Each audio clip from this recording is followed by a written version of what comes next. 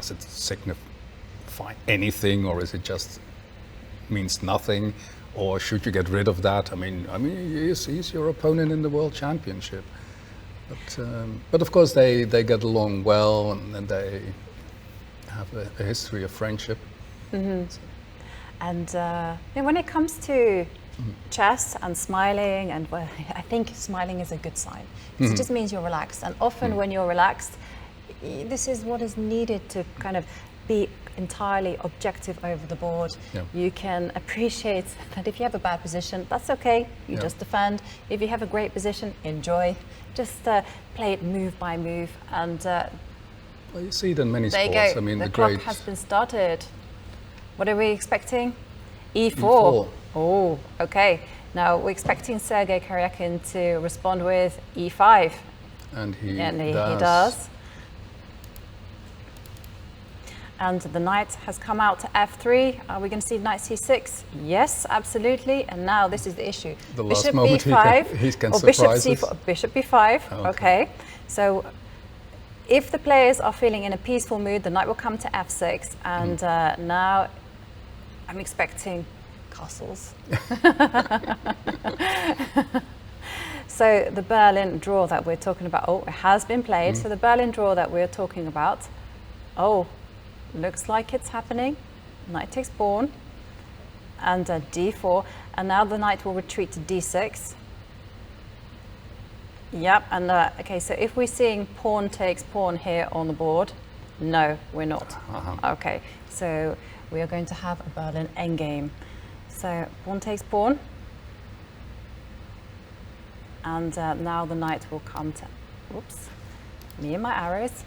Okay, and now queen takes queen, and king takes queen. And you know how Nepo-Karjakin did suffer yesterday against Magnus Carlsen. Yeah, that was exactly the same position, right? Yeah, this was exactly the same, and in that game, Magnus followed through with, hang on, let me get the, oh gosh.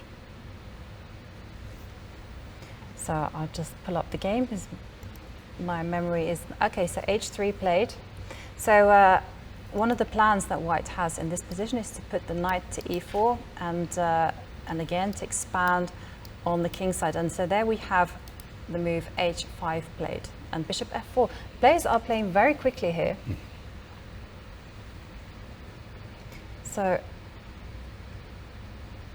yeah, this is... Well, these are positions that both of them must have spent tons of hours on, or well, at least their computers or their seconds. And the bishop moves to E7 so that the knight can get to H4 and make some trades. So this is almost similar to the game between Nepo-Karjakin and Magnus Carlsen, except instead of bishop F4, let's go back, knight E2 was the move played. But instead we have, no, I'm a bit of a newbie to this technology, system, so you'll have to bear with me. Okay, so bishop goes to E6, and both sides are now developing. So the big question again is that what is knight going to jumps to G5? The knight is getting ready to take on E6 potentially, or perhaps rook comes to H6. So are you a big expert on the Berlin, Dirk? Well, especially on rook H6, because I remember watching the first Berlin that Kramnik played against Kasparov in London. Yeah. And then at some point, I mean, it's funny to think that at that time everyone was totally puzzled by what are you doing? How can you play this? And then at some point, I mean, Black has made all the normal moves, and one of the grandmasters there said, "Well, what's next?" And I was just thinking, and I mean, I'm not an expert in this at all, but at some point I thought, well, maybe he can play H5 and rook H6. And this grandmaster said, "Well, that doesn't look like a very good idea." And of course, there went the pawn and there went the rook. So yeah. that was the birth of something that we still see very frequently these days. We do see it very frequently. And so the whole idea with rook h6 presumably is to defend the bishop on e6 and just to connect the pieces. And will black be planning to exchange a set of rooks? Yes, on the board. And what next? Trade or not to trade? Yeah, these are all the subtleties that that they've been studying for so many hours, and it's afterwards is always fascinating to listen to them. What all these nuances, what they are. I must say that for me, all those differences, they are very. I cannot predict them or pinpoint them. So you're always wondering how they will explain them and how they will continue the game. It's yeah.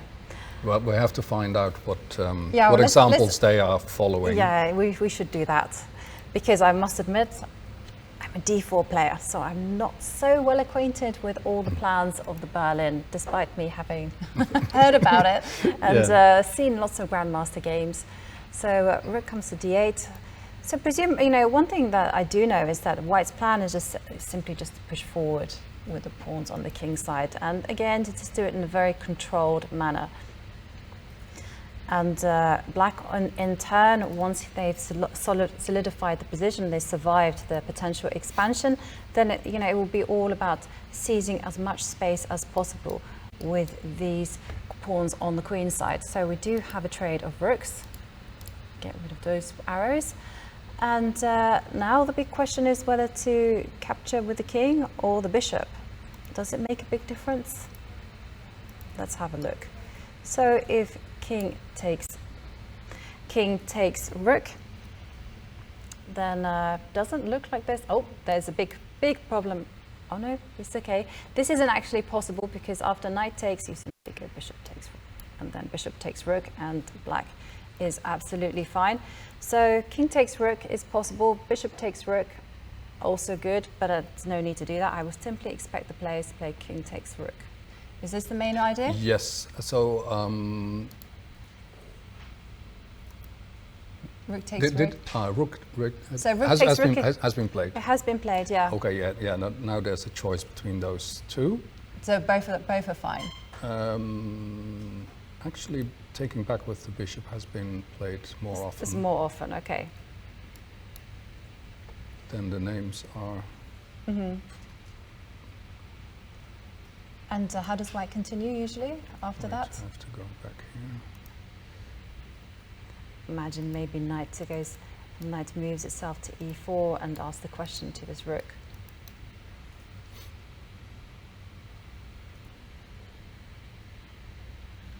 An alternative, of course, is... Also, Karjakin has played taking back with the king.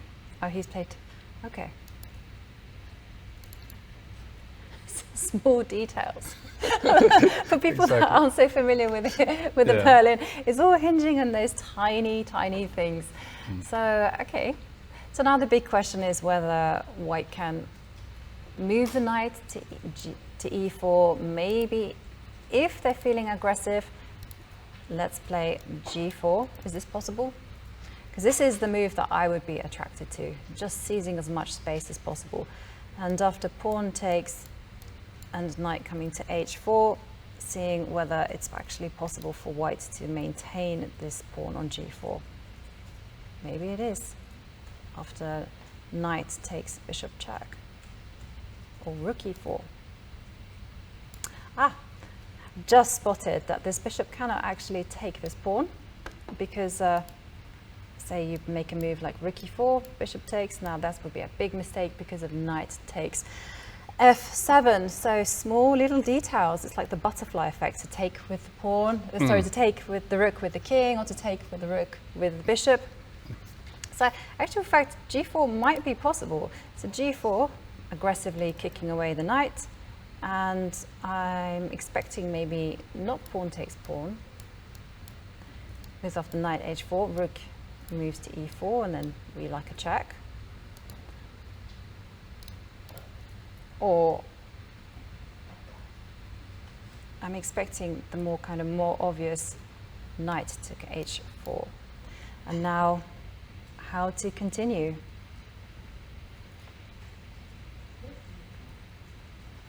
So what is the live game? The live game has stopped after king takes rook. Ah, okay. So there's a game Giri Rajabov, Okay. where the knight takes on e6, then rook takes e6, and then a novelty was g4. Okay, so knight takes e6 is the main, is an idea, and after rook takes e6, The alternative. now this idea of g4. Yes, and the alternative was knight e4, which was played by Dominguez. And I have to ask you, what is the overall result of this line? This drawish, and let's say when there's a result, then it very much looks like the rating played a prominent part. Okay. So a lot of grandmaster draws, and have Nepo-Karjakin and Karjakin actually played in these games before, into this line? Wait, let me see.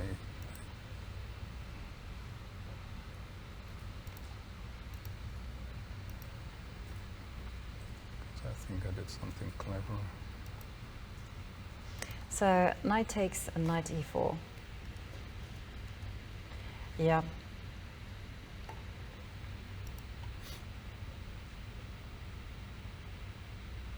And he's still thinking, right? Yeah, he's still thinking.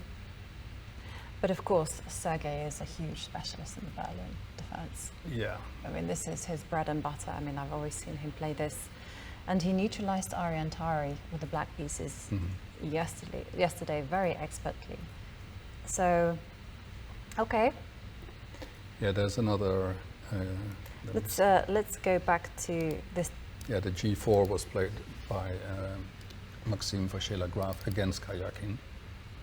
And that was another draw. And g4 was played? Yes. So we should have. So I should ask you, Dirk, Jan. So, which one would you prefer? Would you prefer to go knight takes bishop, or would you prefer to go g4?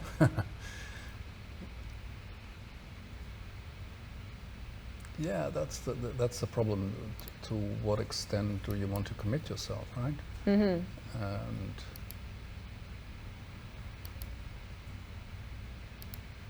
it feels like g4 is slightly more risky. But is that a problem, or does it also offer better chances? So so he is played. Okay. He's played knight to e4. Okay, so that's any games? I don't think so. Knight e4.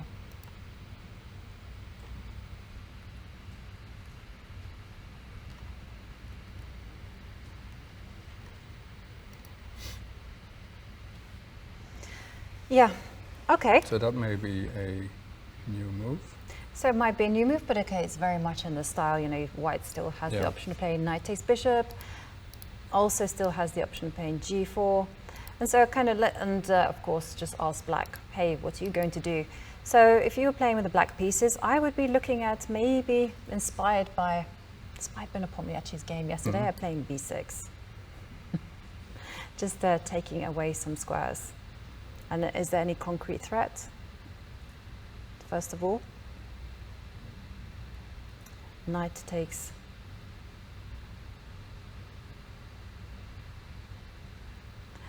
Yeah. Yeah, so what is white trying to achieve and what is black trying to achieve? Well, white is simply trying to just, so black, for instance, is just going to play on these two bishops. I mean, but first of all, you have to survive the initiative that white has, and you also have to survive the fact that the pieces are quite awkward. White, on the other hand, is all about controlling these two bishops. In particular, something that we saw yesterday, it became all about this light squared bishop and this knight. Which one was the better piece? And white tends to just push forward in a very controlled manner with g4 and h4. I'm sorry. I'm not being very effective with this technology. So okay, But okay, so knight e4 looks to be like a novelty, keeping flexibility. And what next? What next? How is black going to react? So, I mean, my idea is just to put the knight, put the pawn on b6, because I like pushing pawns. I make no secret of that, and then I would like to play a5, maybe even c5. But okay, I'm a little bit reluctant to do that because I give away the d5 square. Other moves that potentially come to mind would be, let's go back. Other moves that kind of spring to mind are just to kind of wait and see, move the king to c8, which looks a bit strange. I kind of either want to move my king to e8 or to c8, and the reason I kind of not to d7. But the reason I want to do that is because, again, I want to put the pawn on b6 and just tuck my king away before I can think about moving the pawns forward and maximizing this bishop. Okay. And now it's Sergei's time to think. So this is your, how many times have you been to Norway chess? Many times. This is the 9th tournament, so next year there will be the Jubilee, and I think I skipped 2 or 3. Okay. Yeah, something like that. So you've seen the progression from a normal kind of round robin to fighting chess. Well, there always were big ambitions here, which is what I liked about the tournament. Of course, it was in the wake of Magnus's rise to fame. So first, well, we're getting a big, important tournament in Norway. And well, actually, the first successes of the tournament were very much linked to Sergei Karjakin, because he won the first 2 tournaments. Yes. So it's well, it took Magnus quite some effort, some tries to win the tournament. Now he's won it 3 times. But then the most successful player after him is Sergei Karjakin, who I think also earned a lot of popularity through those wins. I mean, he is definitely a popular player in Norway, which also played a role during the match. And I think that's also one of the things that we should praise the organizers here for, and also Norwegian television, that they very early on they realized that we have Magnus, but if he is our only hero, that's just not enough. Yeah. We need more chess heroes, and one of the first that they created was Sergei Karjakin, thanks to his wins here. I remember going to New York for the match, and I was getting close to the venue, and there was a young man walking there, and you could see that he was Norwegian, from the Norwegian flag he had on his rucksack. Yes. And so I said, what are you looking for? And he said, well, I'm looking for the chess. I said, you come to root for Magnus? He said, no, for the other guy, Karjakin. And which I thought was great, because this was what the efforts by Norwegian television and tournaments like Norway Chess had achieved, that you could be a Magnus fan, but you could also be a fan of the other guy. Yes, that's true. Yeah.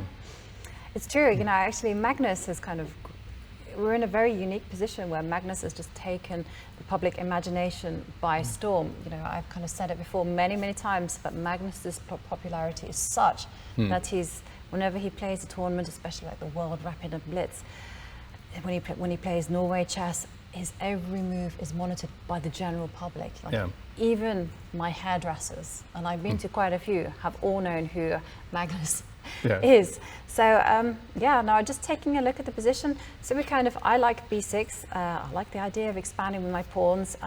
It's just also thinking that because in previous moves we've seen white play knight takes bishop, maybe black can use this and perhaps play bishop to d5. And in which case it's kind of been pointed out that if Nepo-Karjakin is again feeling in a peaceful mood, then knight c3 is possible, and the game, of course, could repeat. So that's kind of quite nice, but not everything is forced. Hang on, let me find it. So bishop goes to d5. So of course, I mean, the move that I would be thinking of playing would be b3, because after b3, then there's still problems with this bishop. This pawn on f7. c4 is now happening, and I would be slightly concerned, so I would try to overprotect this f7 pawn by moving my king to e8. And yeah. Well, as you said, black would love to take those bishops into the end game, but how do you do that? And, and of course, we should really look at what happens. Say if just king goes to e8, and say white kind of said, okay, fine, I get some free moves, but maybe this kind of does look quite nice to play c4, but at the same time you start looking at the squares that is conceded, the d4 square for the knight, and also the bishop e4 square, and suddenly this rook on h6 is pretty well placed. So I'm not quite sure about that. Is that actually what you should do to get a grasp on this kind of position, just to see what would you do if you had a couple of free moves, as you say? Because it gives you more insight in what the plans might be. Because I mean, by simply look, if you have a knight Orff, then it's easy to say, okay, we're going to attack here or there. But here it's so much more complicated. And here it's all about those small subtle things and figuring out the plans. So after say bishop d5 and say b3, after king goes to e8, which I wanted to play because I wanted to overprotect this pawn. But, you know, it's not so easy because, I mean, black, I'm just thinking again about this rook on h6, might want to go to g6. I've seen this happen, rook to g6, starts putting pressure on the g5 pawn, and still, on the g5 pawn? Not the g5 pawn, the g5 knight. And and of course, actually this is something that we saw in yesterday's game, that the bishop was, okay, I get a bit over eager with these arrows. You must forgive me, I'm not familiar with this program software, kind of more familiar with sitting in Dirk seat. No arrows here. No arrows there. Yeah. And, okay. But is that, having the rook on g6, is that, well, I mean, let's say you always have this idea, okay, there's this bishop on f4, I don't want to have it stare at this rook on h6. Well, for instance, okay, c4, so this was something that we kind of looked at. This rook on h6 is kind of locked out, so I guess you have to put it on g6.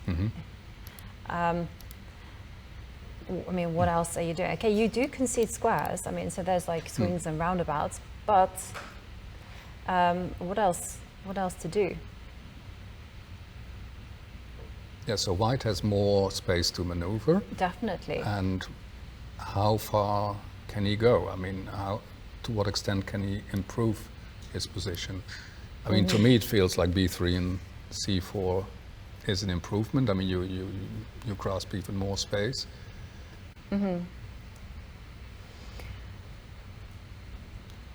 Yeah.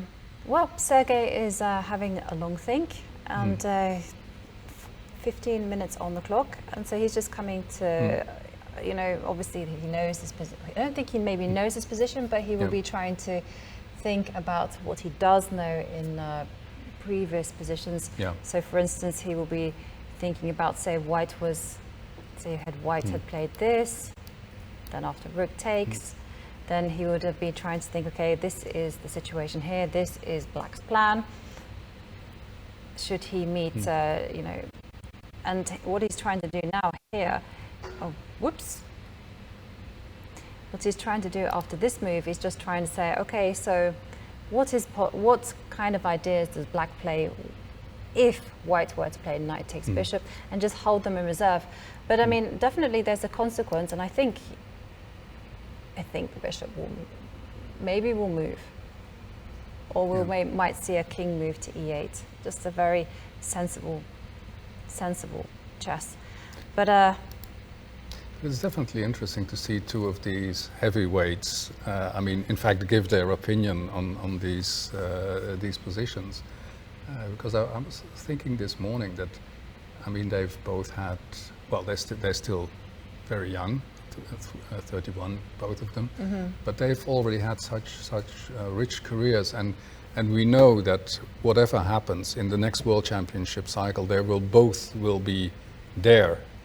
I mean, Jan will either be world champion or he will be the loser of the match, but then he will go to the candidates anyway. And Geuzendam has qualified for the candidates, so which I thought was an extraordinary achievement. I mean, that you play a world championship match and well, you lose it after a great fight, and then still to have this motivation to come back again. So I'm just been told that, say, there's like a nasty positional threat that we actually have to look at. So say black plays c5, normal move. White actually has the possibility of playing.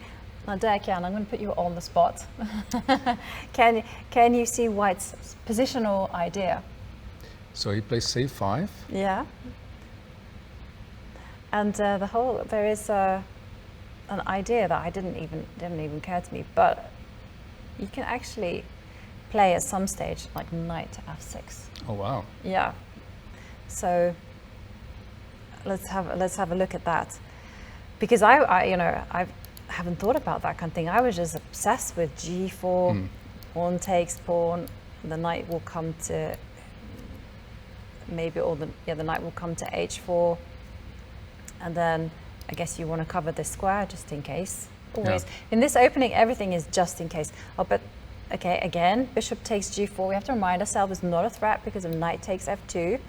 And, okay, get rid of that. And yeah, knight f6. Let's have a look. How does that work out? So after the move, knight f6. And okay, so what happens if, oh, what? Is this what happened? Yeah.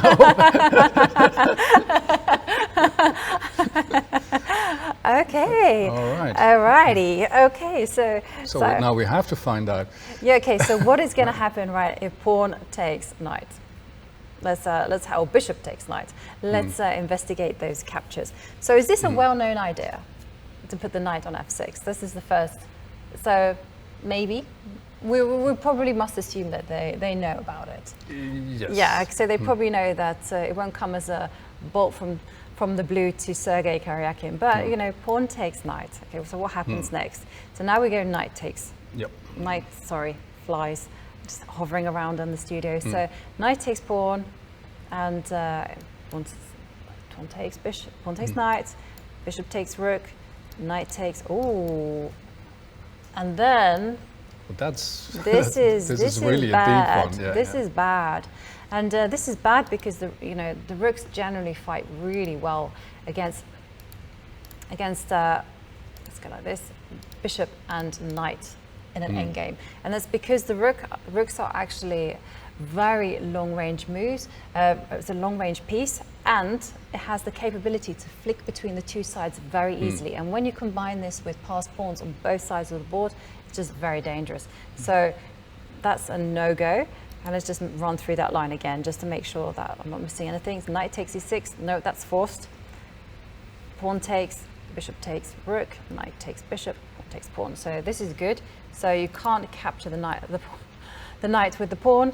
And is it the same after pawn? Oh, and then this is even worse with the bishop. So you don't want that, because after knight takes bishop, that would be a problem.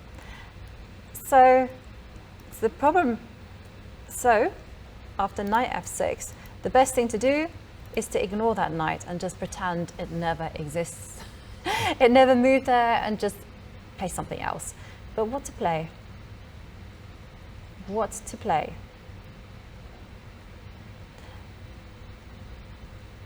So what happens if you were to play? So, okay, knight takes bishop, still a threat. So you need to do something, either move the rook or move this bishop out of the way. So what happens if you,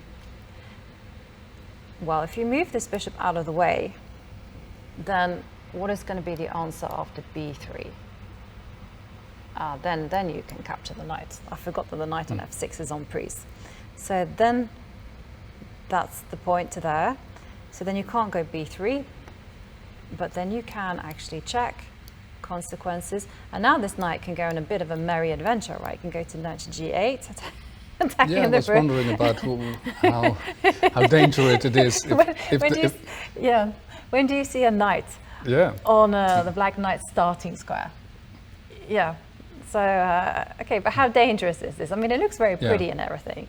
But okay, so the rook has to move. Yeah, well, but if you take on g5 and yeah, will you get out with the knight? Well, if I take with g5, then unfortunately there's a mate on d8, and of course I'm attacking the rook. Yep. So that's not quite possible. So instead let's not take that knight, and instead you need to move the rook. Now moving backwards is just passive. You don't really want to be doing that. You want to maximize the rook. You put it on the third, the sixth row for a reason, and I'm guessing that you need to move it. Now the choices are quite limited, and you have to be quite systematic about everything.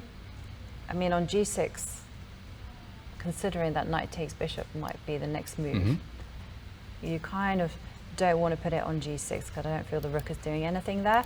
So the rook needs to obviously c6. This looks awful.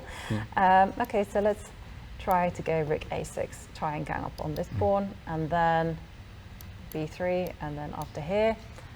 And the rook has found itself in a different side of the board, in a different kind of construct. Yeah, switching. But it's all very I mean, it looks like a positional game, but in fact, it's incredibly tactical. This. Yeah. No, I mean it's totally. I mean, hang on, I have to. Sorry, I have to run through this knight. So, knight f6, you can't do anything about it. You go bishop c4, and b3, not a thing. So, not a move. So what you need to do is you need to. Well, now you can also you can check and see where the king has to go. Yeah, check. This is what we looked at. Okay, king goes here, knight comes to g8. So this kind of almost seems forced, I would say. I mean, is there any alternative to this idea?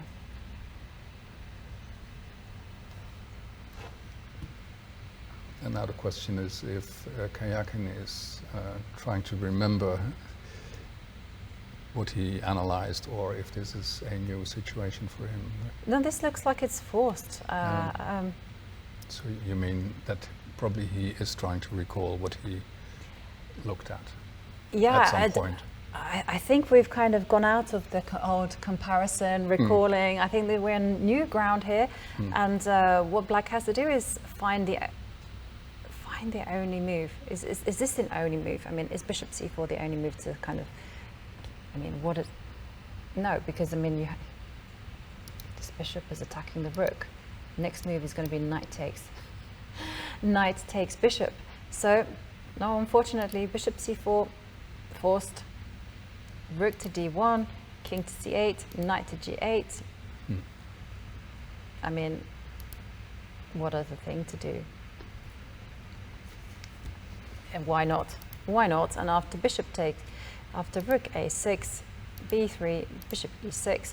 And now again, let's have a look at this kind of position, which we're expecting to happen actually on the board. What's going to happen if... First of all, the moves that you don't want to be making, I'm not that keen on moves like a4, because after a4 looks great, it looks like it's looking at the rook, but unfortunately after c4, it looks awful. And I'm also slightly concerned. I'm also slightly concerned that about this knight. So yeah, maybe even bishop d8 or something just to keep that knight trapped. So nope, absolutely not. So after a4, so after bishop e6, probably you need to be thinking about taking drastic measures. Aha, the forcing lines continue, because obviously you want to play knight takes bishop, knight takes knight. So instead, you have to work out g4. Okay, let's throw in this one just for fun. And now how to meet this? I guess you have to go bishop takes knight, and after pawn takes here, gosh. And now I guess you can't, you have to stay, unfortunately, you have to stay on this diagonal. Yeah. Sorry. Because if you go bishop takes bishop, that would be a mistake, because of knight to e7 check and then rook to d8. And that would be checkmate, and that would be kind of unpleasant. So, yep, you got to stay on that diagonal, and he takes f5. So you need to move the bishop away. Where to move the bishop? Let's say kind of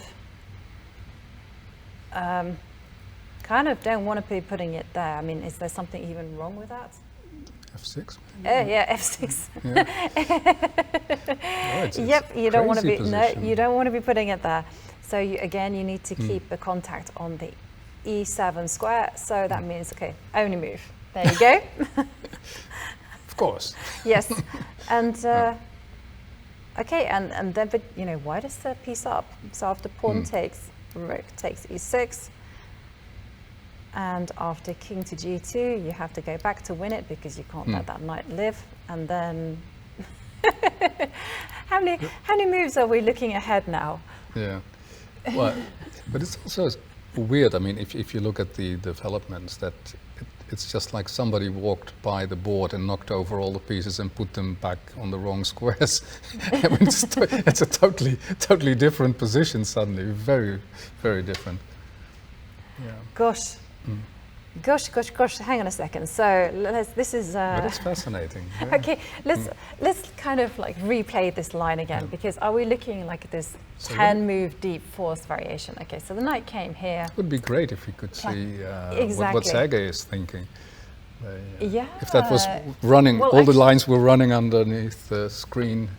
Well, actually, if we had if the players decide to use the confessional move, maybe we can find out what Jan is actually thinking. Yeah. Knight f6, drop the mic, and then okay.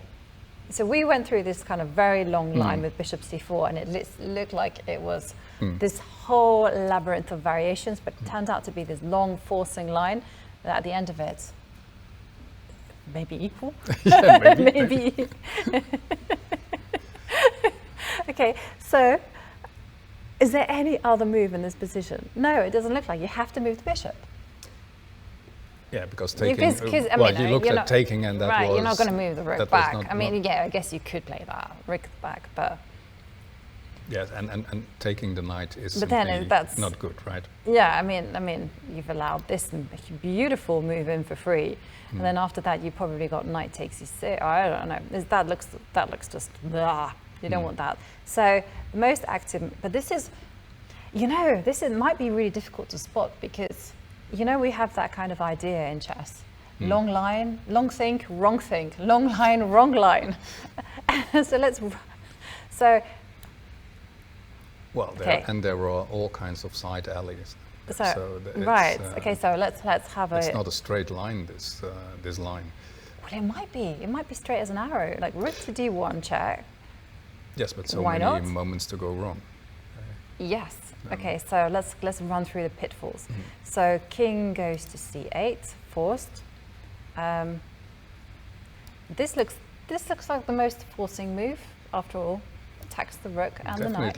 Well, there's an awful number of threats, and it looks very. It looks like something you want to play. Okay, so let's.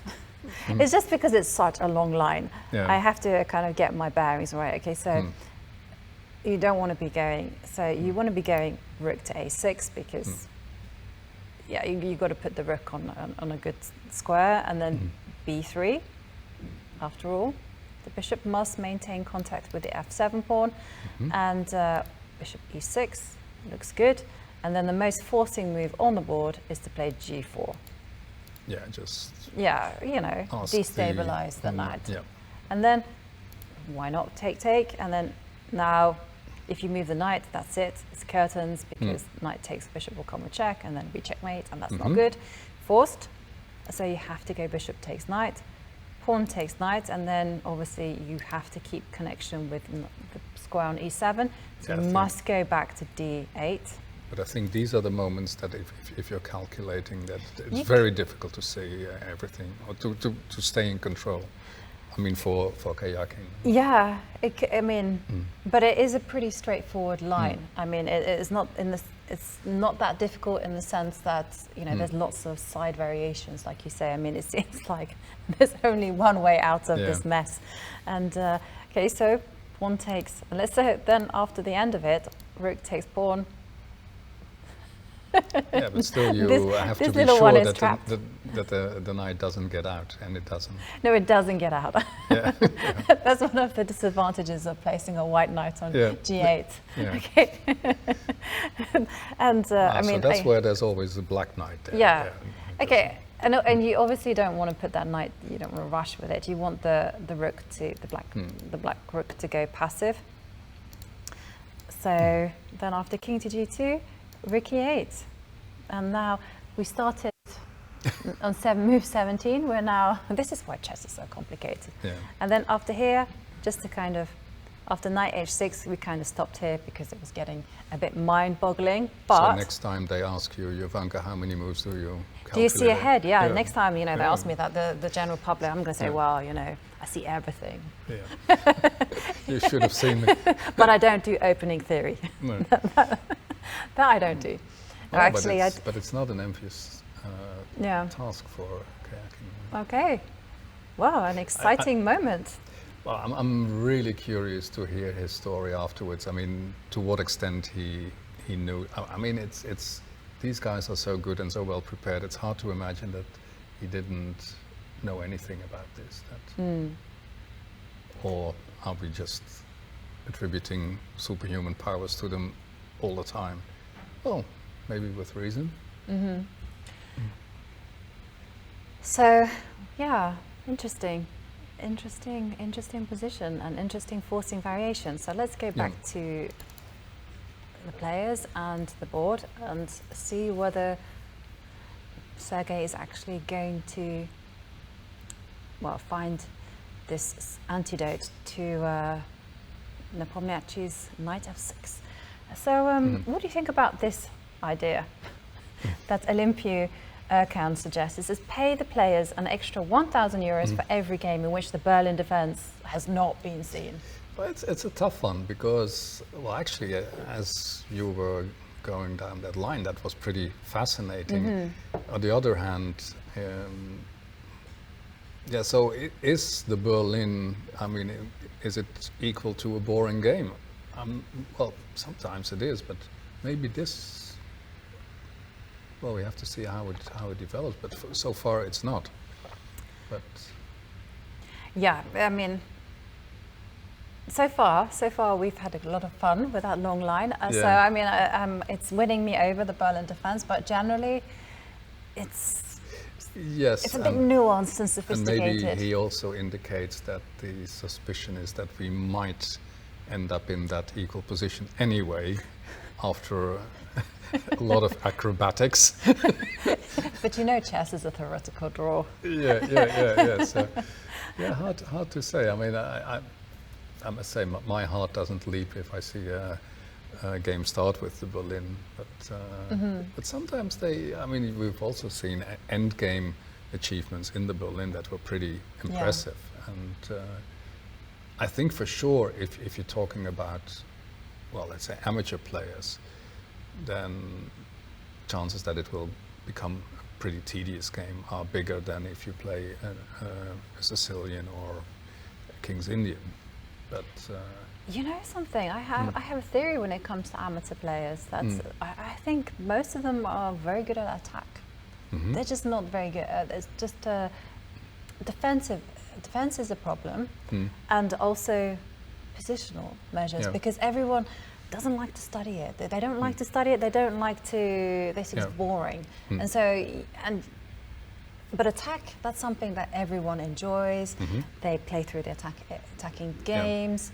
And of course, it's very easy just to go with the momentum, go with your pieces forward. But when it comes to positional play, sometimes it's calculation, sometimes it's something deeper and thinking about what your opponent wants. And sometimes it's just like looking at the position and just going, well, is the position actually saying to me? Do what needs to be done. I mean, so many times I've been playing in an open tournament, and we've had a very normal position. Probably some would even call it dull. And then from nowhere, here comes a G4 move or an H4 move, and I kind of like, whoa, what was that? And then suddenly that's been a weakness because they haven't been able to back it up. But if you're just kind of take it easy, you know, and you just look at the position and say what needs to be done, what pieces need to be improved, and don't impose your will on the board, then I think you can actually gain quite a few hundred rating points. But to me, this looks more complicated than most night draws. Then, but it is kind of a little bit one-dimensional because it's all kind of like one move threat. So here you see one big threat, knight takes bishop. But then, let's say the line that you investigated, that's pretty long. So chances that you, as you proved, once you play it, then you probably find the solutions. But to do that in your head, that's I think that requires a really high level. Yes.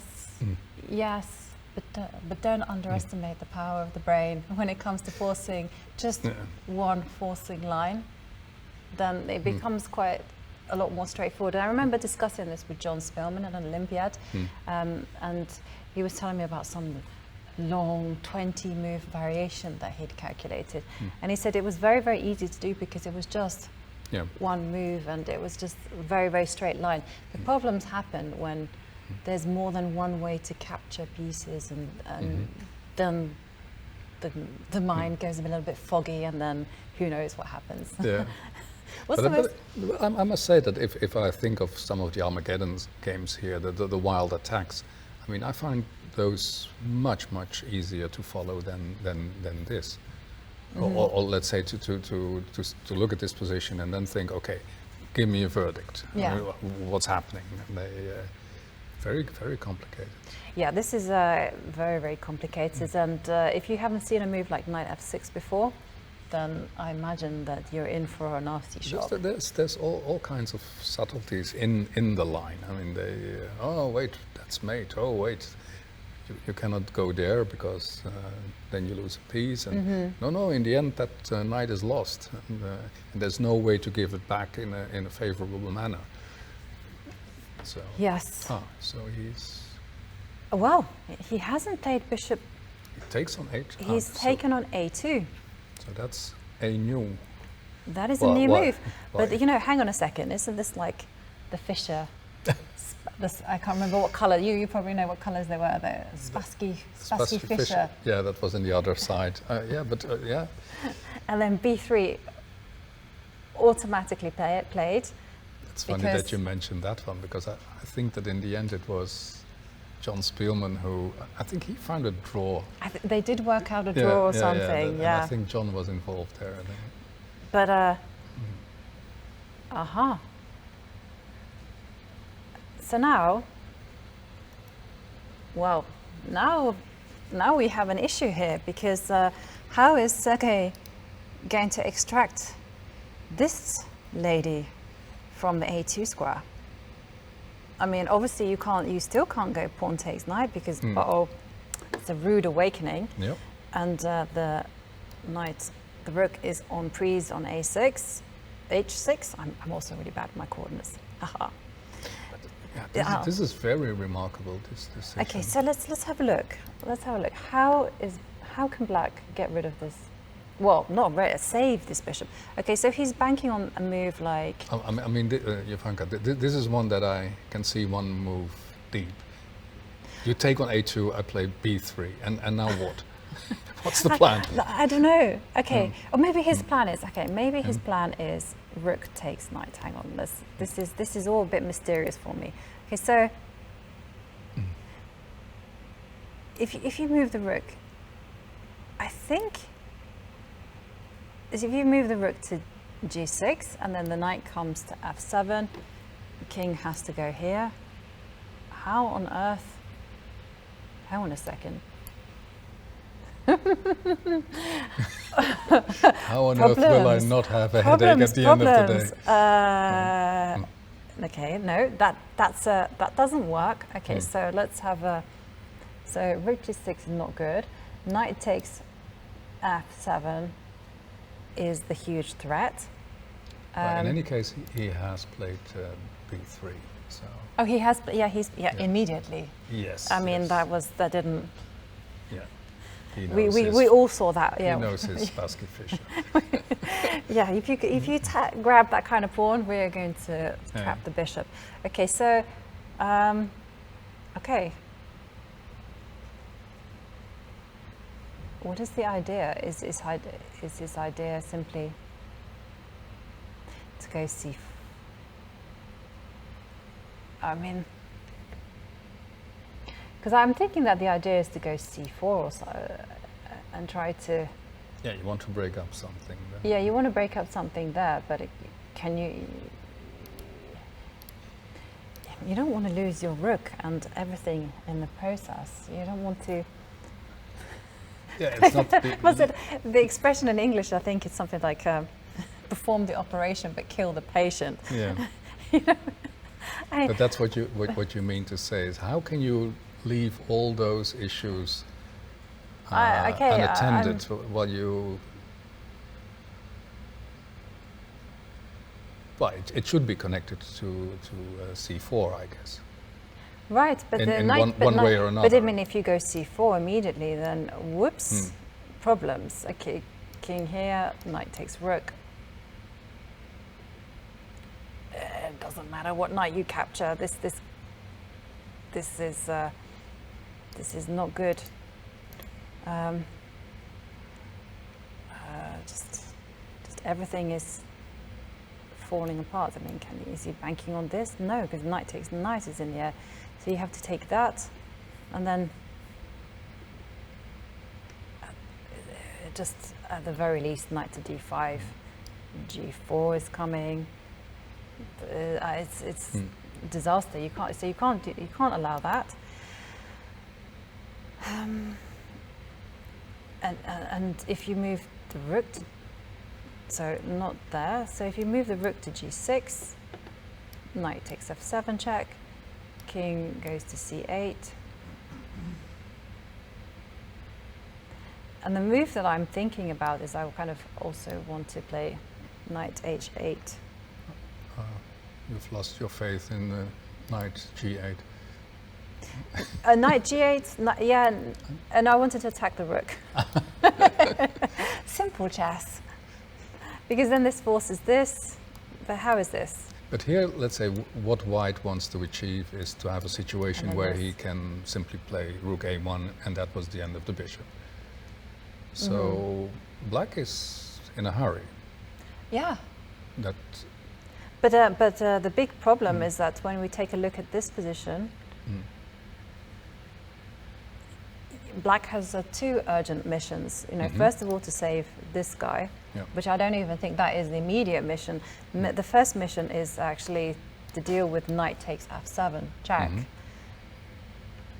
Yeah, and because then the diagonal has been interrupted by a3.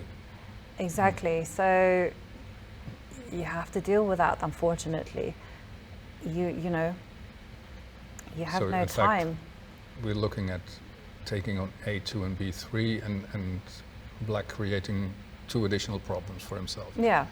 And what has he as compensation, or what is there for him? What is there for him? I don't see what there's. I don't see.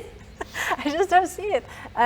Well, you would think, okay, maybe he Well, you can't say- can take the knight at some point, but not now. Maybe the idea is to kind of like, but I mean, does this make a difference if you go here? Okay, because you can't defend this pawn on f7. The knight takes f7 because why not? After rook takes knight is his idea, pawn takes, bishop takes, and then he's trying to say, hey, I have some pawns to offset this. Well, and you cannot go to a1 for the moment. No, I can't go to a1 and trap the But and that trap diagonal can this. easily be interrupted by the knight or the bishop. Yep. I mean, Yeah. this is the kind of move that I would be thinking about playing. But okay, you'd have to think about c4.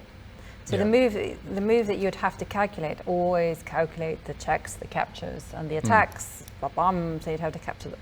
And this is also quite standard in the Berlin. So pawn takes, knight has to move, knight will move this way. And now what?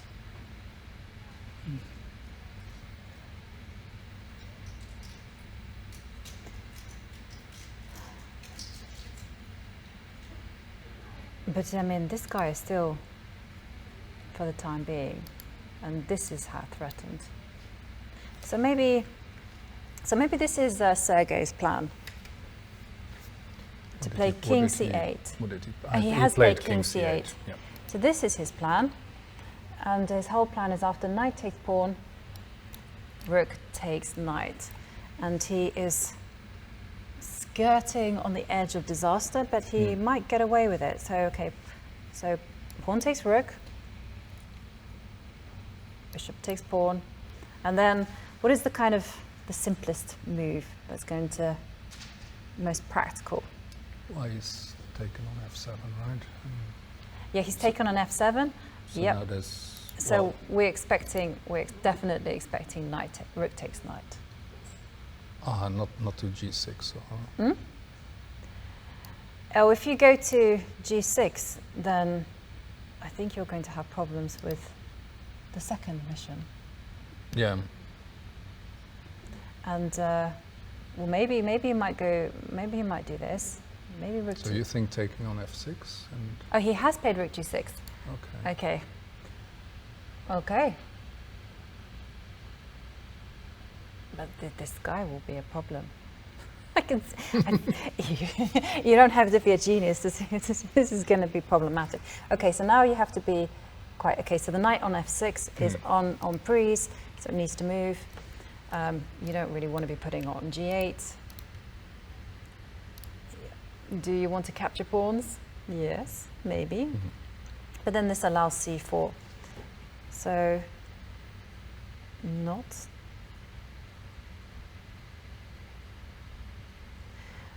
Okay, so if you move the knight back to d5, and then the c4 comes on the board. Well, you don't have g4 now, which well, at least that's something. But No. Okay. But isn't? Hang on, wait 1 second. but if Don't you black have can- this? Sorry, I was just looking at this rook on g6, and then after pawn takes pawn, pawn takes pawn. Yeah, I think if black can play Woohoo. c4, that's a big one. Oh. Yeah. Oh, maybe this is not so clear. Maybe let's. Okay. Knight goes to. But here you were also looking at knight ah, right? Knight h8. h8. So here I was looking, yeah, knight h8. Another attacking move. Yes, yes, I forgot about that. Okay, knight h8, and now you have to go here, and now pawn takes, and now here, and now here I wanted just to go here. Bishop e5, killed game. And now, is this going to be? That looks nice, It looks nice, doesn't it? The knight comes here. but it's but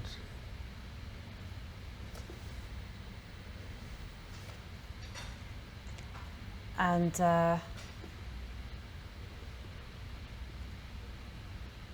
bishop takes bishop, pawn takes. It's a race. no, you're not rescuing this. Hang on, you can just go here, here, rook a1.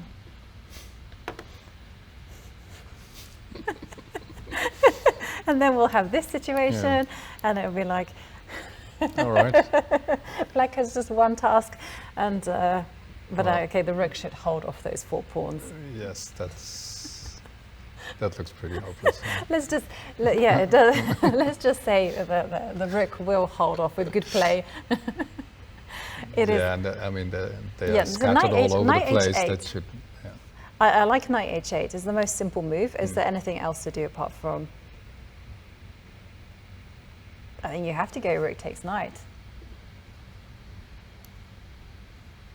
Rook takes knight. Okay, rook takes knight, pawn takes. And yeah, you have to go bishop takes pawn.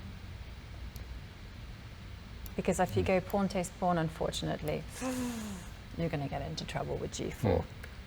And that's not going to be great. So, yeah. Wow, so we are actually looking at seeing a decisive result today. It looks like It looks that way. Always the same with these Berlins. Decisive games. Decisive games, these long forcing variations, people not remembering or understanding the theory. Yes.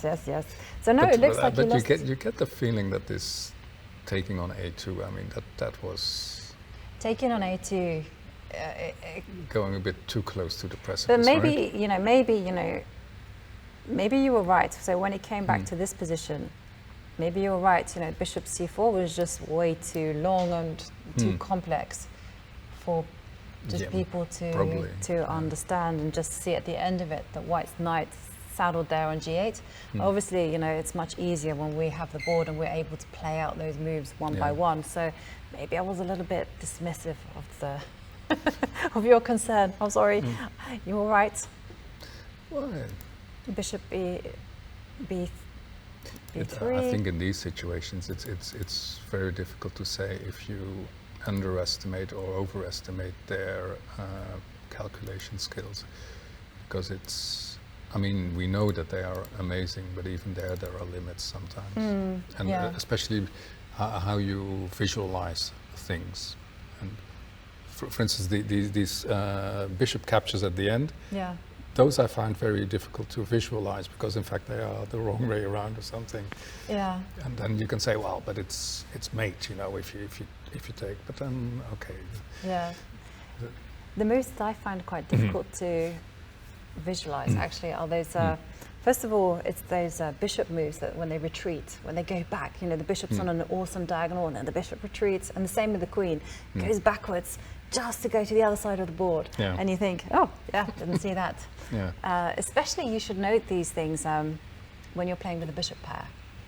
Two are better than one, as we like to say. Okay, so rook to And these g6. are always the moments where the people at home say, oh, didn't he say that? No, he didn't. Mostly he does, but not this time. No, I mean, this is one of the sad things about chess. The fact that the computers are so strong. I mean, I was reading through some old historical books, and I was like, wow, these are very strong players in the 50s and 60s. They didn't defend very well. No. And when they analyze, they didn't analyze. Well, but everyone admired them, and everyone was like, wow, this is amazing. And it's like the standard has increased so much. Yeah, no, that's definitely true. But it also, well, we lost something, that you had these month-long discussions about it. On the board. On the board, we are. The crystal ball is out, and we are predicting some of the moves. But I think knight h8 was the simplest, and now after bishop e5, I think is the most human move.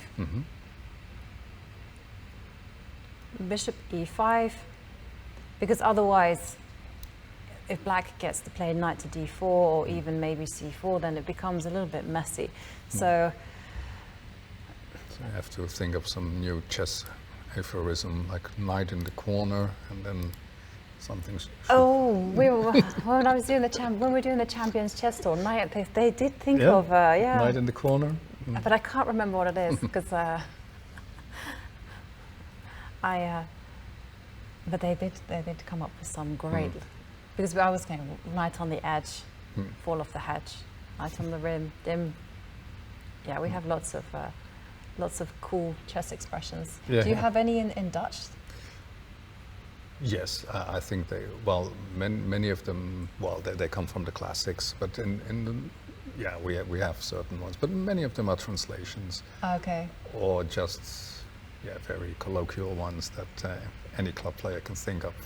Oh, okay. What's your favorite chess expression? That's a good one. You really put me on the spot there. Favorite chess expression? My favorite one, I have to say, I got it from David Howell, is a knight is a king's best friend. Okay.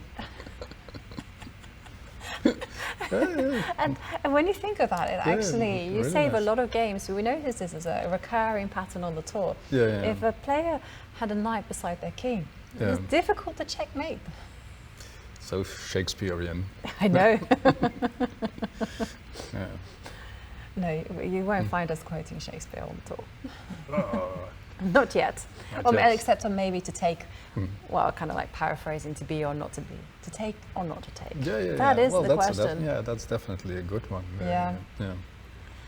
So, okay. So turn. what does this boil down to? The position that we got now. Well, bishop takes.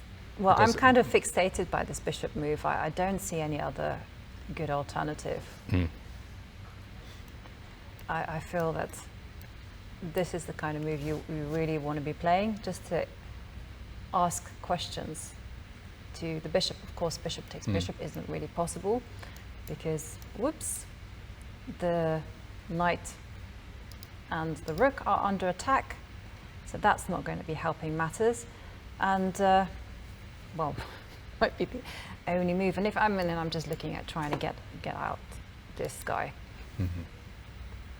And after bishop takes bishop, pawn takes bishop, I guess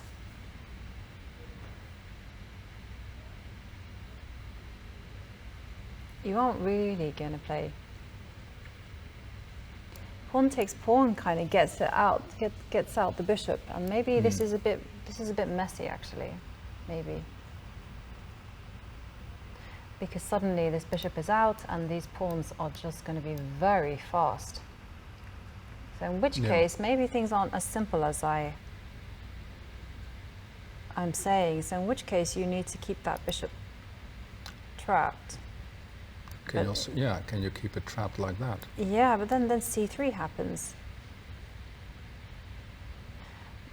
And then you try to win this pawn. But then this nicely controlled. Yes.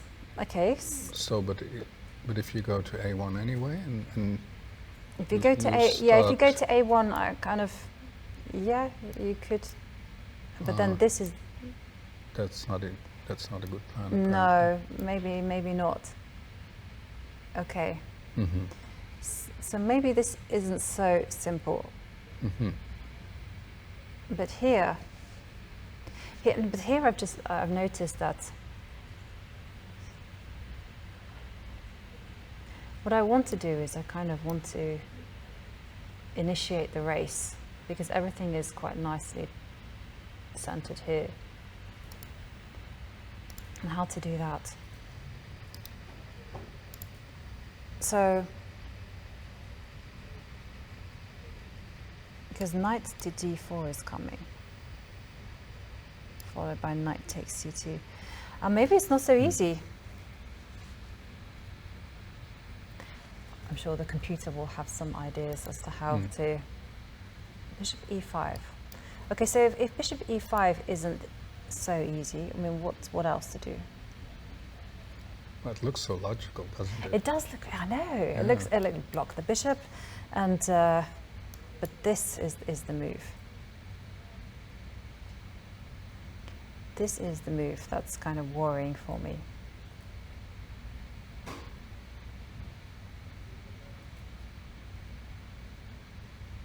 And then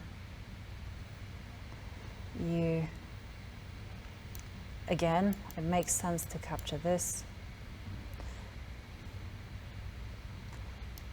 I like b4, the c3, get this one out.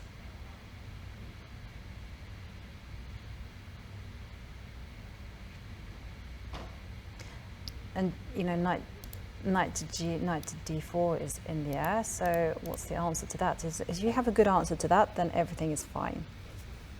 You get the idea that black has a lot of activity suddenly, and white is not really nicely coordinated in any manner. Yeah. Yeah. So this white has to have an answer to this move. But what is the answer? So I mean, rook. So what's the plan of the knight in the corner? Where? Oh, you want to get it out? Yeah, we can get that out. But then, what's the future of it after you come to knight to d4? We can figure. Maybe we can figure this out. Well, maybe. Maybe. Well, this is probably not what you want, right? Suddenly those knight and the bishop. Wait 1 second. It could be this.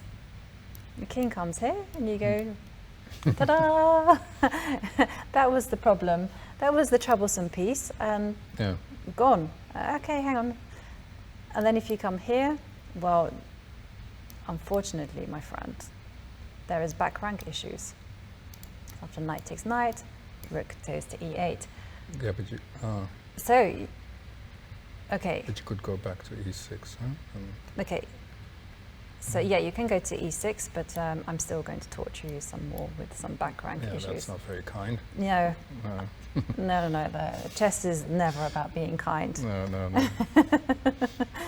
Okay, so your idea was, oh gosh, but that's deep. That's very deep. So knight g6, with the idea of coming.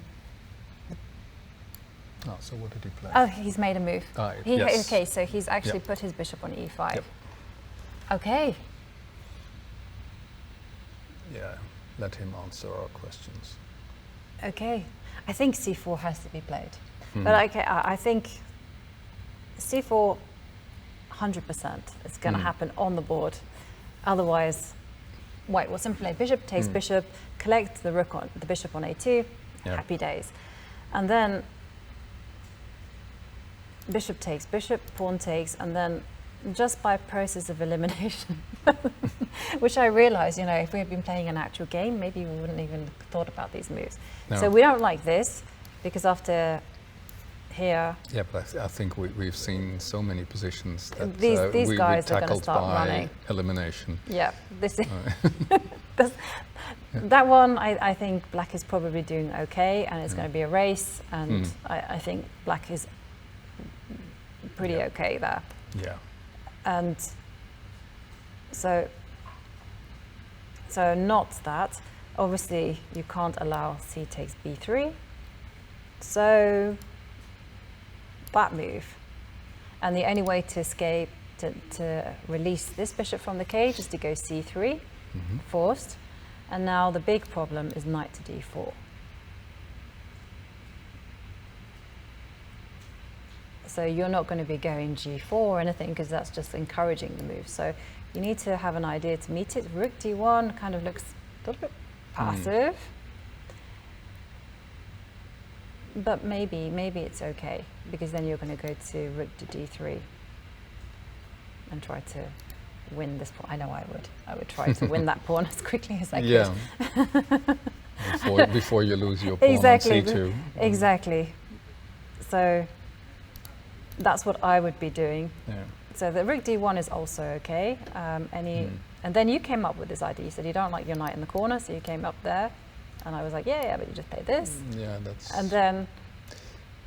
As long as the king doesn't have any luft, then this is so tricky. And then, obviously here is not going to be great, because, but maybe even this is okay, because then you come back. So, yeah, then you come back, and then you ask questions. So this is okay as well. As long as you win this pawn, then white is going to be doing well. Okay, nervy stuff here, because both sides have to suddenly navigate some murky waters. It doesn't look as easy as I thought it was. Oh, and let's say Nepo-Karjakin has played rather quickly. It looks like he's in control. Yeah. If he wins this one, it's a good one. It is a good one because it takes him up to. If he wins this one in the classical game, then he will of course go to 7 points. Yep. Magnus Carlsen's on 6. Yep. Yeah. Small details. That's another way of torturing someone. Just being ahead of him. Being ahead of them on the scoreboard, yeah. And yeah. So talking about because we've seen a lot of lines here and we've had to calculate a lot. I mean, what's the most impressive feat of calculation that you've seen? Sometimes I think it has to do with this visualization. One thing that comes to mind is at some point Jan Timman, he had published a study in New in Chess, and let's say for me it's not very easy to solve a study from my head, and at some point Boris Gelfand, he sent me a message and he says, well, there was something missing in one line. And I said, oh, that's interesting. Well, maybe you can write a letter. And so he wrote a letter. Then we were at a tournament in Dortmund, and we're going for dinner with Boris and with Vladimir Kramnik. And at some point, Gelfand says, did you get the letter? I say, yeah. And Vladimir says, what was the letter about? I said, no, it's about a study. Like, I think it's totally irrelevant to even tell. He says, yeah, but what? And then Boris, of course, understands that how good Vladimir is. And he says, well, it was this position. And he gives the position. And he's walking in the street and he says, Queen B1. Yeah, Queen B1. And I thought that was totally amazing. Okay. I mean, it was not only that he solved it, but he spotted the slight mistake that there was there. And that's impressive. Yeah. That I must say, I'm very bad. Well, I like solving studies, and I'm very good at finding the first answer. I'm not so good at finding that nuance. But some of them are so incredibly deep. The defensive nuance. There's always, I find the right answer, I find the right idea, and then I'm like, yep, got it. And then they're like, yes, this is the move. Oh, okay. Wait 1 second, we have some moves because bishop takes bishop has been played. And okay. Well, I was so sure of myself. The c4 was going to be the only move played, but okay, here we have knight to d4. And now the greedy part of me is just going, take the pawn. Snap the pawn, why not? Yeah, let's go. Okay, so presumably b6, and then just attack the knight. But then you go c5. Can you go c5? Or? Yes, you can go c5.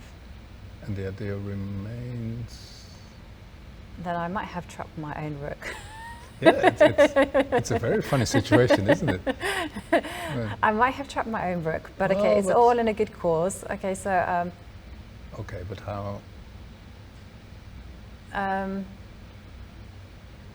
This is a very funny situation. I mean, so what can White do? I mean, so the plan is simply to go bishop b1 and pick up the pawn and pick up the other one? Yes, it's that easy. Yeah, maybe something else. But if you go there, then maybe I can go rook a4 actually. Okay. So, okay, and then I'm just so you go bishop here, and then. Yeah, but there will be some other. I'm thinking. Casualties as well. Yeah. thinking you go c3. Yeah. And then Take, and then okay, the other one a7 and then of course rook a7 is hanging, and I've managed to keep my pawns intact, and of course white's superior. It should be better for white. Right? Exactly. White's pawn advantage on this side. I understand David now with the arrows, so should be supreme here. So yeah, and if c3, then okay, knight here, but then you come in with the king.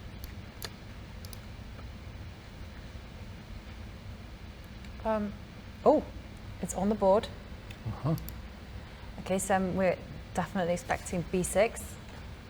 See how many times I say definitely can be expecting, and it doesn't happen. Yeah. So where does the rook go? Because okay, he can go bishop b1, but that kind of feels a bit meh. Well, but he's played b6, right? Oh, yes, he's played b6. Okay, yeah. And now, the reason I wanted to put my rook on c4 is because I didn't want the knight to capture the pawn. But okay, what happens if he goes full in for the race? He just takes. I suspect white is just too slow with these pawns.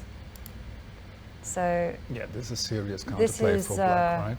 Right. I mean, if you go here, I mean, yeah, and I mean, it's just going to walk this pawn. I mean, in fact, it has. This is, look at the bishop and the knight. They're kind of set up perfectly to escort the a pawn to its destination. So you don't want that. Yeah, that a pawn, you might have to watch out. Yeah, exactly. I mean, it's so quick as well.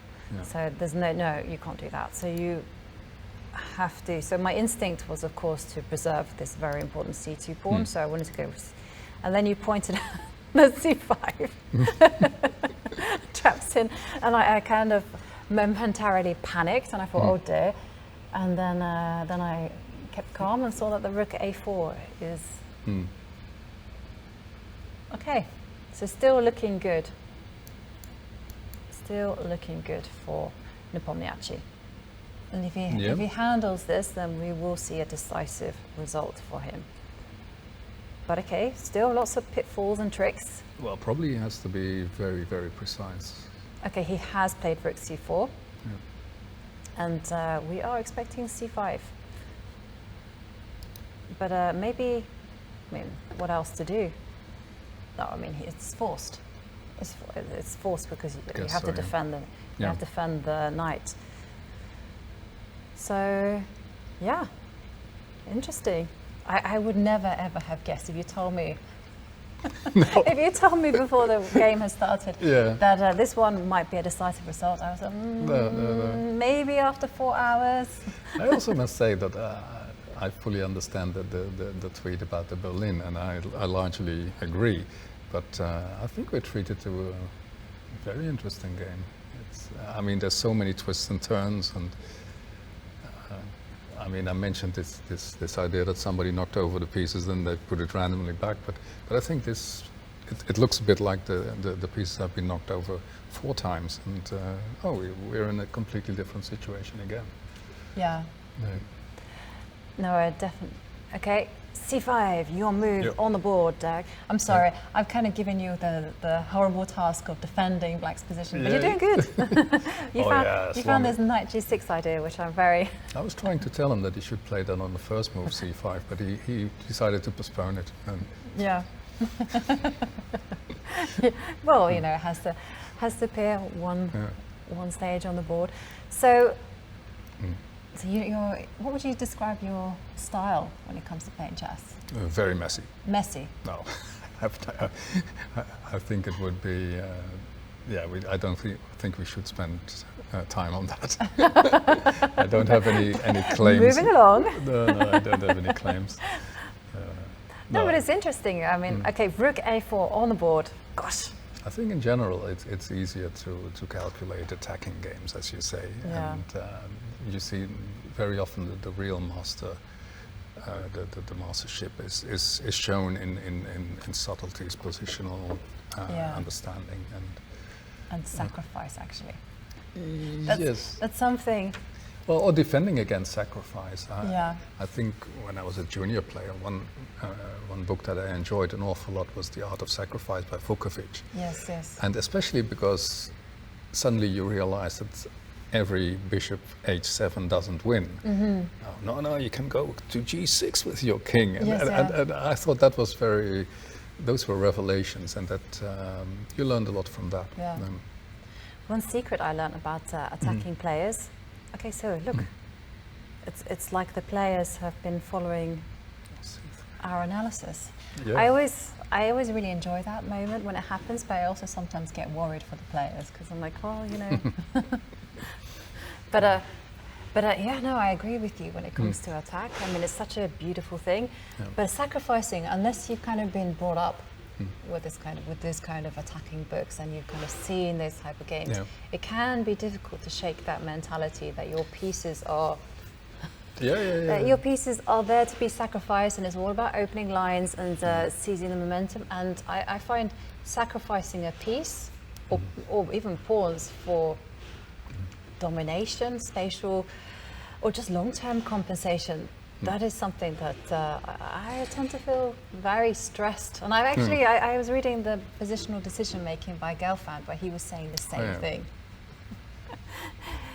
You know, it's kind of a little bit nerve-wracking. So c3, okay, so he's actually retreated the knight. That's actually the great thing about chess, that you, let's say you can grow in so many manners, and also your tastes can, I mean, you get so many acquired tastes that suddenly you understand something deeper. Yeah.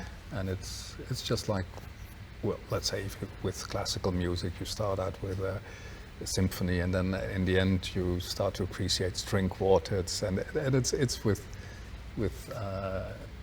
chess as well. I mean, it's the easiest thing is the open games and the attacks, and then suddenly you discover that there's other things. And yeah, I was listening. Oh,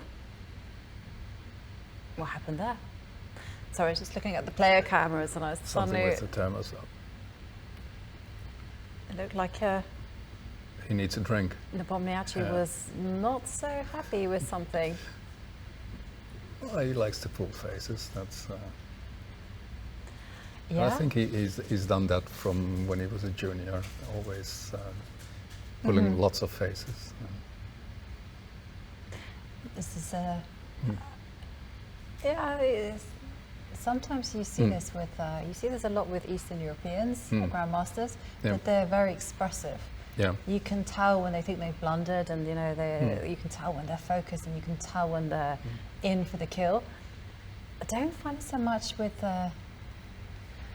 grandmasters from China, say for instance. They do look very calm. Yeah, and they do. Again, also grandmasters from India, very, very calm disposition, just pure focus, and I can't tell whether they're winning or losing. Yeah, you even get the idea with Chinese players that, okay, that's not what you do. You know, that's just bad behavior, or maybe. Yeah. Maybe. I mean, I was discussing it with one of my old coaches, and he was saying that he thinks it's the kind of whole meditation comes from the East, and you know that having control over yourself, control over your emotions, and just being logical and objective, and not being so emotional. So I mean, and this is one of the best things you can be when you're playing chess, unemotional. And the famous poker face, the faces that you cannot read. Right. Yeah, that definitely goes for many of the Chinese players. That you have no idea. So we do have a move. The knight went back to retreat the pawn, and I guess it's our turn to figure out how to put the boot in, how to make sure that white preserves his advantage. Because I mean, yes, I think this is winning for white, but on the other hand, I can see situations where it goes wrong. For instance, if the bishop gets to c2 and white is forced to go rook a3 or something. So, I mean, there is problems with the b3 pawn. Oops, that was not the move I wanted to play. So, how to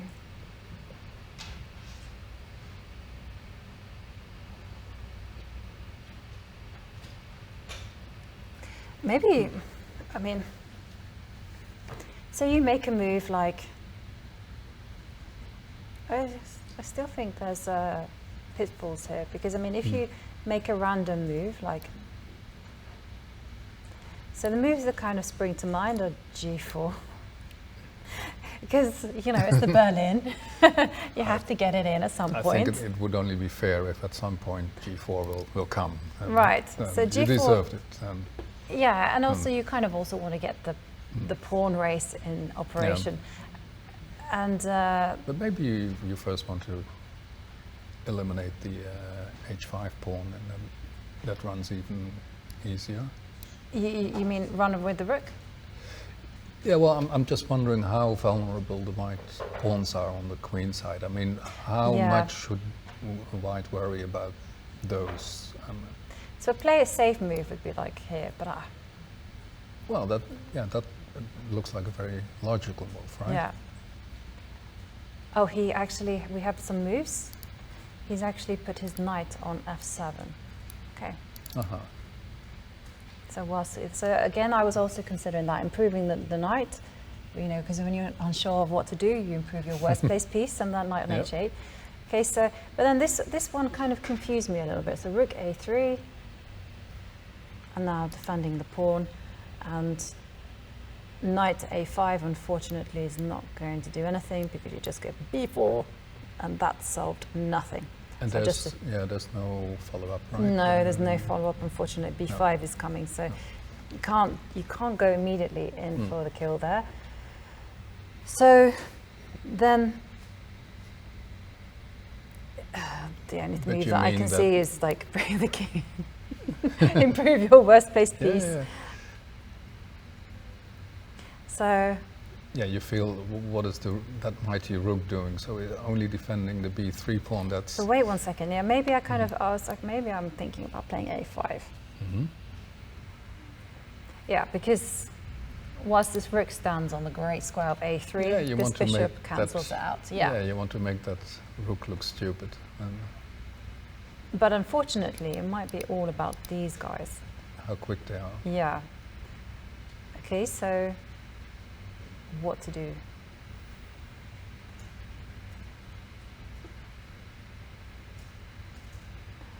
And what to do? It's not so.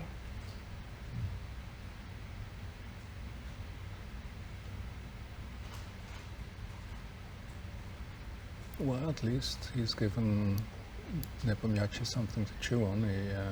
Knight d2. This is kind of the stuff that I would be thinking about doing. Bring the king in.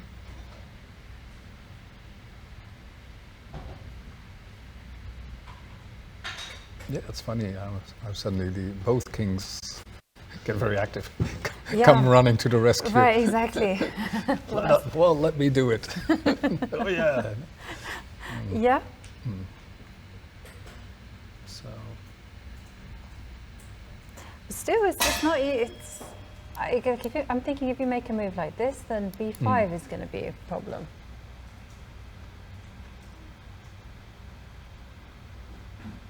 I don't like it. Mm-hmm. So that's why I'm thinking maybe I've got, you know, and then after knight takes e5, pawn takes e5, king e6. Then again, not easy. No, white's not so happy here. No, so obviously that is not the ideal way forward. But okay. You think that's maybe what Karjakin achieved, that he... Okay, I actually have a move, sorry. So Nepo-Karjakin has answered our question for us. Aha, so he goes knight d6, and after king moves to c7, now his whole idea is to go and plant his knight on b5. Calm and collected. So there's not going to be any b5 ideas, because that was a bit bothersome. Oh, okay. Knight c4 played instead.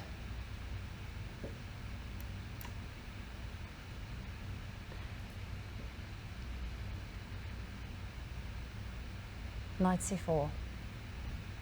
Okay, and b5 is still not possible. But now I'm thinking, what happens if the king, like I'm inspired by your words, the king comes to the rescue. So there's only one plan for black here, and that's actually to push b5. So king is planning to go to a6, then b5. Yep. Ta-da! We get that in, but even then I'm still not so sure. Okay, so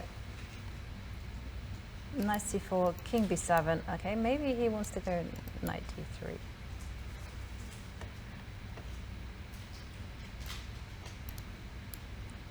c4, maybe. Knight to d4, and this rook in a3 is not having the easiest of times. So my conclusion is still not easy. No, not easy at all. And well, what I find fascinating is that in fact many of the characteristics have entirely changed suddenly again. So, well, they're both looking for a regrouping of their pieces, well, to adjust to the new situation. So what's the... So, okay. Well, knight a7.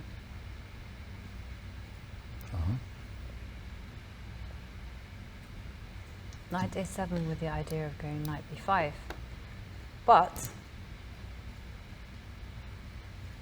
what about knight e3? That's the move I wanted, knight e3, because in the other line that I was kind of like king b7, get the king to a6, get the pawn to b5.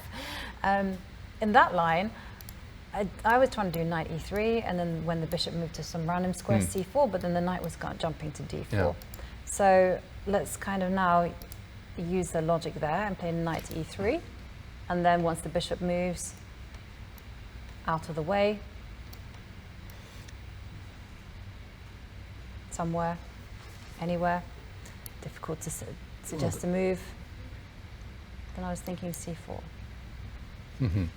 But David would not be very happy with me if I pushed my pawn to c4. Is that forbidden? Yeah, he's really hesitant about pushing pawns. And that's something I always have to remember. You have to be calm and you have to be patient. And he would be like, he would probably be saying to me, hang on a second, those pawns control a lot of squares, and you push this pawn up, then you've conceded the d4 square and the b4 square. Yep. Why are you doing that? Yes, Jovi. No, it makes a lot of sense. Makes a lot of sense, right? Yeah. So this is... yeah, so you've learned from your impatience. I have learned. Well, yes. Still, the instinct is there. Well, no, it's not, because it's your first impulse. Yeah, my impulse is to go. I think wait, not push. Okay, hang on a second. We do have some moves. So we've gone knight e3, bishop h7, and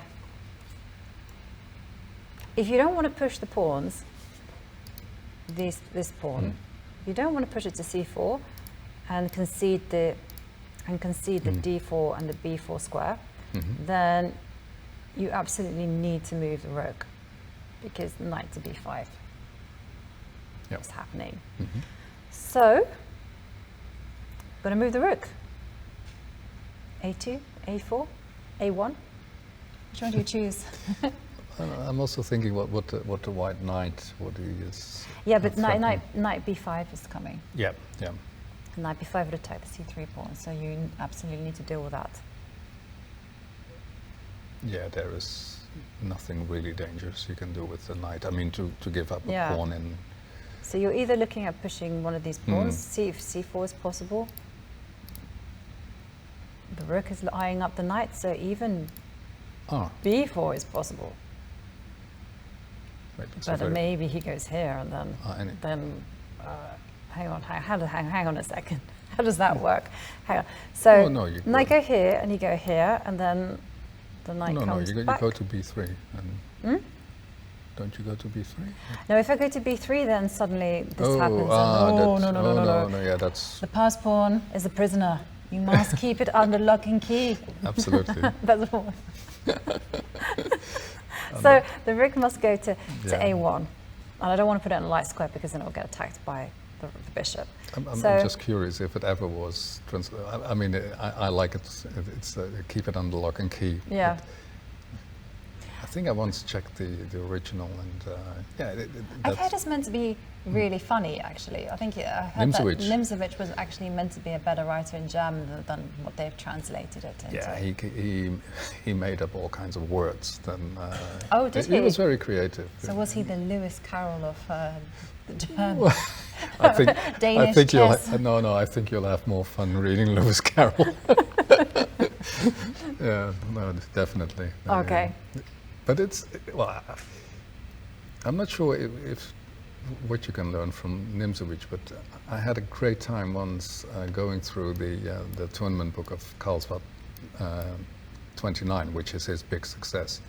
And then you just put yourself in his shoes, and it's a fantastic ride because he wins all those wonderful games. I mean, this is really his best tournament ever. But my system, that's an acquired taste. And, Dirk, we've stumbled upon a good move actually with b4. We get white can play b4. So bishop h7 played, and b4 is in fact possible. Oh wow! Yeah, because if you move back knight to b5, the rook will go to a1. You know, keep an eye on the pass pawn, and then the whole point is that, say you take, that's easily dealt with by the fact that you just take here. Pawn takes, rook takes. Easy, easy. You can control. You can easily come to the aid of. You can easily come to defense of this pass pawn. That's not a thing because the white king will come and join in the game, and then eventually it will be all about those pawns on the king side. I was going to say on the right there, but that's just habit. And okay, so that's possible. So knight takes c3 easily dealt with, and then after pawn takes or c takes or okay, so you take this way, can't step forward with a pawn, and then if he goes here, check. Very nice, very nice. Well, and this can be calculated. but it's such a difficult. It might be a bit of a weird move to see actually, but it's the consequence of knight a7. But at the same time, it's probably for them one of the first moves they look at, don't you think? Yeah, maybe. I mean, you want to test this. Right. I mean, my instinct was actually. Suppose this works. Yeah. So, right. My instinct was move. Whoops, not that move. My instinct was move the rook because I was like, oh, knight b5. That's problem must be dealt. Yeah. But in actual fact, and it was only because I was telling you, well, if you're going to move the pawns, look. Yeah. And it was like, oh, hang on a second. No, it's all thanks to David. No. We've. Sure. Yeah. So, potential critical moment on the board, and we'll probably take a short break, and we'll see you after the break.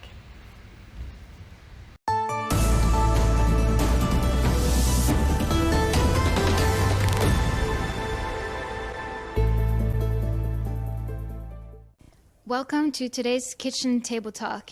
We're so lucky we have with us the arbiters at the Norway Chess Tournament. And Anemone from France, it's your 7th time at Norway Chess. How do you like being here, and what is different this time, especially now during the pandemic? Yes, it's my 7th time as chief arbiter of Norway Chess, and it's still a pleasure to be here as a chief arbiter. And it's so different because it's an innovative format with classical games and Armageddon if the game ends in a draw. And I really enjoy the atmosphere of the tournament and the city of Stavanger. And we can say with coronavirus, we have new duties as an arbiters because we need to clean tables, chairs, PCs, clocks after each round, and also between the classical games and Armageddon. Yeah, so you have a lot of extra work this time. Yeah, sure. And Anastasia, it's your 2nd time here. What is it like being back? And what are you most looking forward to the next couple of weeks? First of all, of course, I'm very happy to be back in Norway, and the weather is just perfect, and I'm sure that we will have a time to walk in beautiful Stavanger. But the most important part, of course, it's chess games. And after the break that we have because of coronavirus, we are very happy to come back to real chess, and I'm sure it will be very interesting games and very interesting tournament. And thank you to Norway Chess and all team of Norway Chess to organize such an event and invite us here. And you, Shora, it's your first time here in Norway Chess, but you have a lot of experience as an arbiter. But really, arbiting a chess tournament, what is really your job? What are you actually doing when you're in the playing hall? Yeah, that's a very good question because, most people ask about the roles of arbiters in the tournament. And I think the role of arbiters is mostly a supervision role because we supervise games, we supervise clocks, we supervise the score sheets. It's about function of the chess clock, if it is working properly. It's about supervision of laws and regulations according to the FIDE handbook to make sure that everything is based on standards. And also we supervise fair play matters to make sure that all players are following these rules. Right. But here with the best players in the world, do you get a lot of questions from the players during the games, or is it usually quiet? This tournament is a very special tournament because most players are professional and they know what to expect. There may be some questions regarding the regulation, sometimes regarding Armageddon games, because in this tournament we have two different formats, and this is a very exciting thing that we have here. It makes this tournament special, and these Armageddon games are very exciting, but at the same time very nervous for players as well. So they have little time on the clock. Yes, that's yeah. it. But what's also very special is that we only have female arbiters. And Anamon, what do you think about that, to only have a female team? I think it's great, and I'm really excited to work with Anastasia and Shore. That's great. Well, we look forward to the tournament, and best of luck to you. Thank you so much. And we'll be back tomorrow with new interviewees. See you tomorrow.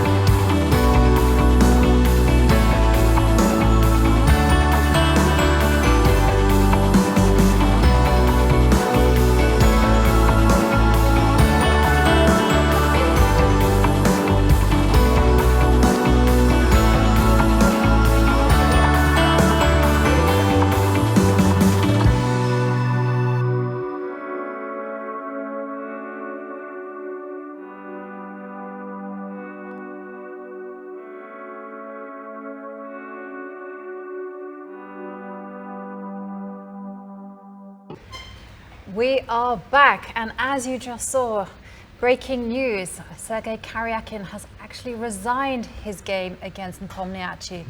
And just to run through the moves very quickly, we left it on move 30.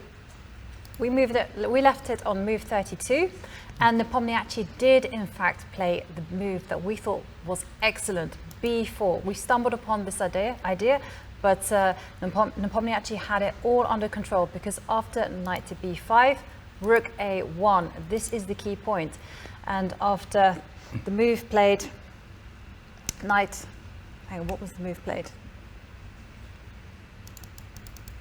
No, Sorry, let me get up the right board. Sorry.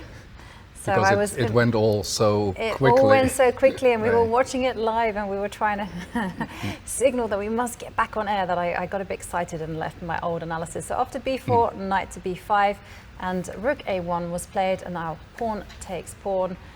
After pawn takes pawn, a takes pawn, and then this is the critical point that you had to have calculated. Knight comes to d5 check, and after knight to d6, knight takes b4. And the conclusion was that this pawn on b6 is easily controlled by the rook and the knight, and that eventually white will win the game using his pawn majority on the king side. So, wow, what a unexpected result, and only 37 moves in. It is a bit surprising that he threw the towel so quickly, but at the same time, it is understandable once you take another look at the position and you see how hopeless Black's task is. Yeah, and I mean, how would you sum up the? It's impossible here. I mean, yeah, the rook is too powerful. It can move across the board, and and you can just see the players finishing up there. Yeah, you have endings where the exchange, let's say the difference between the rook and a piece, well, need not be enough, but here it is overwhelming. Yeah, absolutely. And And we can pinpoint the moment where it all started to go wrong for Geuzendam. So it was after white played knight e4, which was a novelty. It had never been played before, and Sergei responded with c5. Looks so far so good. And now this is where white had this amazing move, knight to f6. And in fact, after this move, there's only really one reply, and that is actually just to go bishop, not bishops, but to go bishop c4. And then we calculated this long, well, we didn't calculate. we went on an adventure. We went on an adventure where we had the board in front of us, Yeah. and so we could see the moves quite easily. A very long adventure, and yeah. But the amazing thing was that they had to go on that same adventure in their heads, and unfortunately, it was just too complex for Geuzendam, and he didn't spot that that was his saving result.